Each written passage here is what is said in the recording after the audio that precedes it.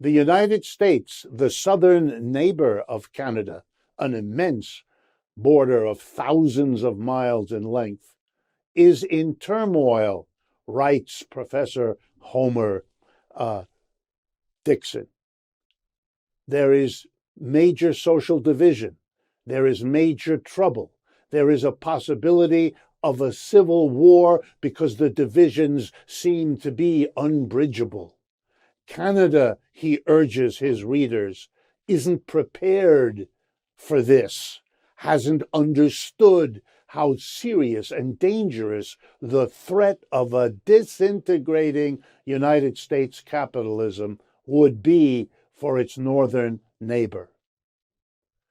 I want to stress this article's appearance because it gives you a glimpse as to how a growing part of the world, not just in Canada by a long shot, is viewing the decline of a system here in the United States. And much of what I'm about to tell you is the evidence accumulating that is making people like Professor Homer Dixon reach these conclusions, and it's also explaining why the authorities running major media in many countries feel the need to provide space for this perspective to get aired. You'll see it sooner outside the United States than inside, and that too is a kind of evidence for decline. We have a systemic problem. Here in the United States, that professor from Canada, Homer Dixon, has a point. It's falling apart. The inflation, or the lockdowns, or the supply chain disruptions. All of them are signs of a system that cannot cope with the kinds of problems we as a species have. We're going to be vulnerable to viruses in the years ahead. Are we going to live like this indefinitely? Are we going to listen to people who tell us that's what we must do? We must learn to live with the disease. That's awful. That's like telling poor people you must learn to live with your poverty.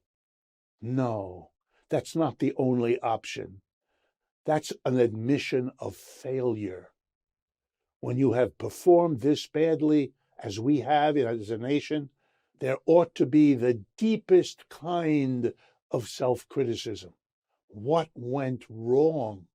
How is it possible for a country 4 times larger than us, China, to have had 1% of the deaths from this disease that we've suffered? What could be more urgent? What is more profoundly required of any economic system, capitalist or any other, than to take care of that public health? If you don't guarantee people that they're going to be healthy and alive, you're proving that you're not an adequate economic system. We've already had little proofs over the years.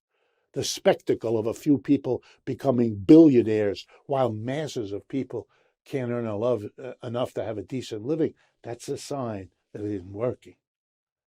The fact that we have people with many houses they visit a few weeks a year, while we have millions of people that are homeless, this is another sign it isn't working real well.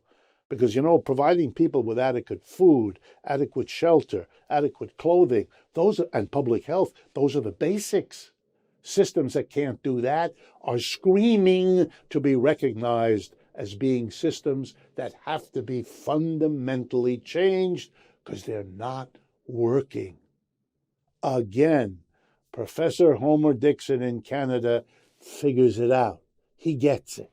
And increasingly, newspapers and television commentators and media around the world are recognizing what will become a bigger and bigger story in the months and years ahead.